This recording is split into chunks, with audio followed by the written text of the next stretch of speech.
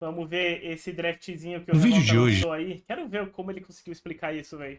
vamos Vamos ver esse videozinho do Revolta, então, pra gente finalizar. Vamos lá. entender sobre draft, o que realmente torna um draft bom ou ruim, e como isso pode te ajudar a entender os jogos competitivos e fortalecer suas escolhas na solo queue. Antes de irmos para alguns exemplos, vamos entender a estrutura por trás de um draft. Primeiramente, temos dois lados, o azul e o vermelho, com a fase de escolhas e banimentos sendo divididas em duas partes, tendo a segunda após o terceiro pique feito pelo lado vermelho. Cada um tem suas peculiaridades, vantagens e desvantagens. O lado azul tem o primeiro banimento e o primeiro pique da primeira fase de bans, enquanto o lado vermelho tem o último banimento e o último pique da primeira fase. Já na segunda fase, o lado vermelho tem o primeiro banimento e o primeiro pique, enquanto o lado azul tem o último banimento, finalizando com o primeiro e último pique, sendo do lado vermelho nessa fase. Agora, vamos aos fatos. Geralmente, o lado azul se beneficia pegando um champion forte antes do lado vermelho, mas se a fase de banimentos não for coerente o suficiente, você acaba dando outros piques fortes para o time vermelho, já que no momento que você pega um pique, eles respondem pegando dois, que podem ser dois piques fortes, que chamamos de power picks, pro lado vermelho. A fase de banimento e de escolhas acaba sendo unificada nesse formato, uma preparando o terreno para outra. O lado vermelho se beneficia de metas de counter picks nas lanes. Como ele tem a última escolha da primeira fase e da segunda fase, você consegue escolher exatamente as matchups que você quer. Ter o último ban também é algo que é muito valorizado, porque você basicamente decide as possibilidades de first pick do lado azul. Também existem outras maneiras de draftar no lado vermelho, não necessariamente isso é uma regra, apenas um padrão que pode ser adotado pelo lado vermelho e que não pode ser adotado pelo lado azul, pelo fato do lado vermelho poder escolher o último pick da primeira fase e justamente o primeiro pick da segunda fase. Agora vamos visualizar um pouco disso e entrar em alguns detalhes sobre composições. Existem três qualidades basicamente na qual rotulamos as composições para facilitar o entendimento, tendo elas engage, disengage e poke/range. Engage são composições que possuem um poder grande de começar lutas. Disengage são composições que têm grande habilidade em escapar das lutas. E poke ou range são composições que têm grande alcance e que buscam não lutar diretamente sem tirar recursos primários do outro time. No caso desse tipo de composição, especialmente tirar a vida antes da luta é algo muito importante. É importante ter em mente que composições não são necessariamente feitas no âmbito competitivo de uma forma unidimensional. Se você consegue champions com engage sólido, você não precisa necessariamente mais engage. Você precisa de follow-up, que seriam bons champions para seguir o engage, que geralmente é uma grande fonte de CC. No caso dessas três composições, sabemos que existe um triângulo básico, que é engage ganha de poke, poke ganha de disengage, disengage ganha de engage. Tenham esse triângulo em mente para os próximos minutos de vídeo porque vai ser muito importante. Agora que entendemos os tipos de composições e suas próprias características, vamos ao próximo passo. League of Legends é um jogo em constante evolução. Temos patches de 2 semanas e basicamente tudo se aprimora. Inclusive tudo que eu te falei até agora pode mudar completamente no próximo patch, então é importante que você entenda a base de tudo para que você possa se adaptar às possíveis mudanças que podem vir. Os três tipos de composições que mencionei no triângulo acabam se tornando ferramentas e características de champions que vêm se adaptando conforme o draft vai se desenvolvendo. Pegamos esse draft da final do CBLOL como exemplo. Aqui podemos ver que a Loud dá First Pick Jax. Também tem o lado mental do draft no âmbito competitivo, que Jax acabou sendo um pick muito importante nessa série, mas a gente não vai entrar nesse mérito. Com o First Pick de Jax, ele é um campeão que ele traz uma laning phase forte, um split push, com vantagem no mid late game e uma teamfight relativamente ok. Em resposta a isso, a PEN pega Taliyah e Kalista. Eu colocaria aqui um pouco diferente, na verdade. Eu acho que o conceito de split push, ele tá um pouco morto. Hoje em dia, os split pushes... Os split pushes, eles basicamente servem só pra ter o controle da side e usar esse controle da side pra dominar e uma teamfight relativamente... Eu já assisti teamfight do Jax muito boa. Ok. Em resposta a isso, a PEN pega Taliyah e Kalista. Taliyah é uma... mandou R$5. campeã de... Boa noite a todos. De quem é essa voz? A do nosso amigo revoltado.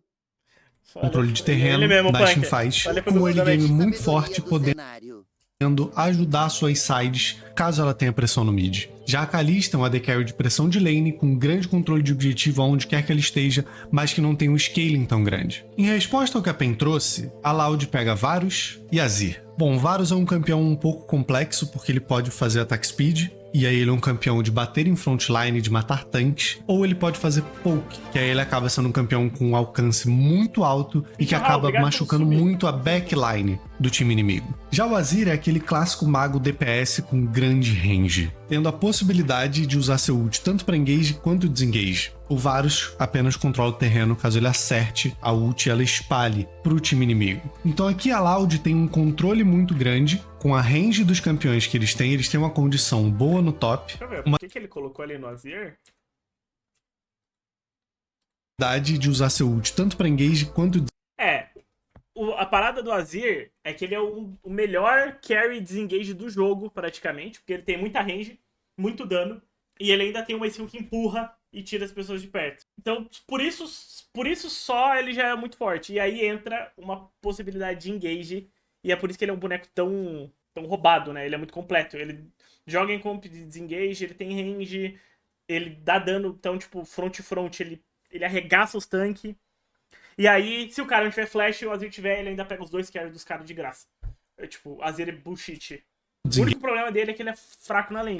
O Varus apenas controla o terreno caso ele acerte a ult e ela espalhe pro time inimigo. Ele nem precisa de build tank necessariamente pra daivar, ele pode daivar de DPS. Desde que ele pega os dois carry, ele ganha a luta, se ele morrer pelos dois carry. Então aqui a Loud tem um controle muito grande, com a range dos campeões que eles têm uma condição boa no top, uma lane phase sólida mid, uma lane phase sólida bot, que não perde o que a PEN trouxe até esses dois picks, e que tem uma crescente muito boa no jogo, porque são campeões que escalam muito bem. Como eu mencionei pra vocês, a PEN acaba espelhando o draft. Nesse patch, a Rek'Sai estava sendo bem mais jogada top do que na jungle, então todo mundo já assumiu que era uma resposta pro Jax. Rek'Sai é uma campeã que traz uma lane phase muito boa para jogar o weak side, ela tende a não perder lane e tende a tornar a matchup do top muito neutra, o que acaba facilitando o jogo a ser jogado pro bot side do mapa. Nesse momento, essas são as informações que a Loud e a PEN trouxeram pro draft. É importante notar que a primeira fase de banimentos, nós tivemos 3 AD Carries banidos pela PEN, 2 Junglers banidos pela Loud, com a adição de um Flex, Mid e AD da Tristana para evitar o lane swap. Então tudo isso tem que ser pensado durante o draft, porque isso impacta nas escolhas. Ambos os times decidiram dropar os Junglers para a segunda fase, já que não tínhamos grandes Junglers banidos, e assim obrigando todo mundo a pegar AD Carry cedo, já que é uma posição que tomou muito ban na primeira fase de banimento. Já nessa segunda fase, nós tivemos 2 junglers e 2 suportes banidos, que é basicamente o que resta para ambas as equipes. Como o lado vermelho tem a prioridade de pick nesse red side, eles decidiram matchup na jungle com o Kong. O Kong aqui é um campeão em que ele tem um controle de terreno baseado no movimento dele. O controle de terreno é muito relacionado ao E da Thalia ou ao W do Victor. Só que existem campeões que simplesmente deles andarem para frente, eles forçam você a andar para trás. O Kong é um deles. Só que para você fazer isso, você precisa ficar forte. Caso contrário, você não é uma ameaça. A Loud então escolhe Nautilus e Sejuani. Bom, a composição da Loud fechada dessa maneira, eles têm um bom 2v2 top com a Sejuani, 4 formas de engage sendo elas: ult da Sejuani, Nautilus, Azir engajando e ult do Varus. O ult do Varus é mais utilizado para pick-off do que para engage, e o Azir geralmente guarda o ult de forma defensiva ou caso ele ache uma janela para entrar. Só que as ferramentas da Loud aqui são muitas, porque a PEN não tem muito engage, então a pressão de começar uma luta está na PEN caso a Loud chegue primeiro no objetivo, porque isso vai dificultar o jogo completamente. O único engage até o momento que a PEN trouxe foi o Kong, e não é um campeão que entra reto. O Kong geralmente é um champion que gosta de flanquear. Para a última escolha, acabou sendo algo muito polêmico na hora e eu honestamente não gostei nem um pouco desse pick, que é o Braum. O Braum ele é um clássico suporte de desengage. Ele precisa que o outro time entre nele para que ele consiga exercer seu papel de fato. Se você for pegar, por exemplo, os 2 suportes dessa partida, o Nautilus ele tem uma facilidade muito maior de conseguir engage, pelo range do Q dele e pelo ult dele ser target. Ou seja, se ele chegar na sua range e ele tiltar, você vai tomar, não tem como você sair. Já o Braum, o Q dele é muito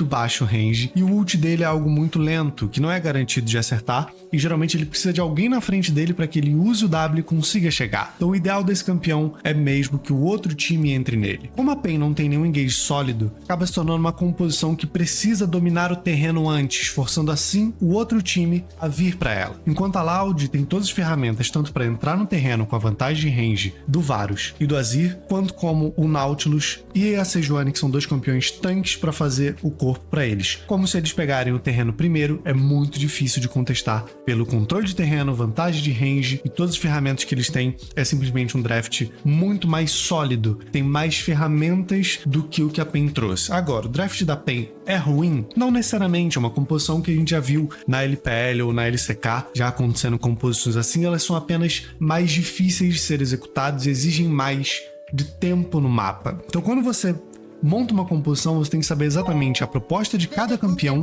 e como eles se complementam. Essa lenda que o Revolta aprendeu tudo isso tendo uma boa conversa após pegar um Uber no Vietnã. No caso da Loud, todos os campeões ali conversam entre si e se complementam. Já no caso da PEN, você depende mais de performances individuais e de um coletivo extremamente apurado para que as coisas aconteçam. Porque se depender de ferramentas de composição, a comp da Loud simplesmente ficou muito melhor.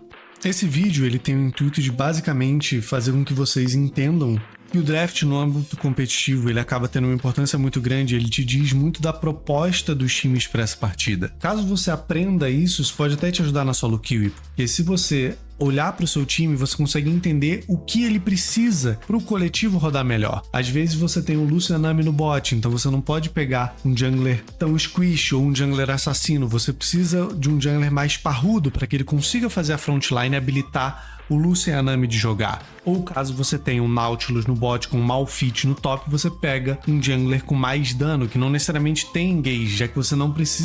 Guys, isso é muito importante, tá? Na solo kill de vocês, tem jogos que vocês conseguem ganhar puramente no draft. Puramente no draft. Tu olha pra tua comp, tu vira ali e pega. É óbvio, se alguma lane for estompado, o jogo dificulta. Mas... dá pra resolver muito. Algumas coisas que sempre faltam em composições de solo kill e que eu vejo. Tanque. O que acontece? Quando tu não joga com tanque no time, fica muito difícil retomar mapa. Então, não precisa ser necessariamente um Malphite, um Maokai, um bagulho assim. Não. Pode ser um Nautilus, pode ser um Xin Zhao, pode ser um Jarvan, pode ser um...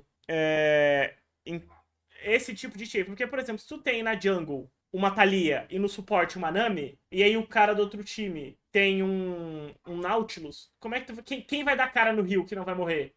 Quem pisar no rio vai morrer, porque o Nautilus vai estar lá. Então tu consegue identificar essas coisas pra tua própria solo kill e colocar... Tem composição às vezes que tu olha e vira, putz, falta dano aqui.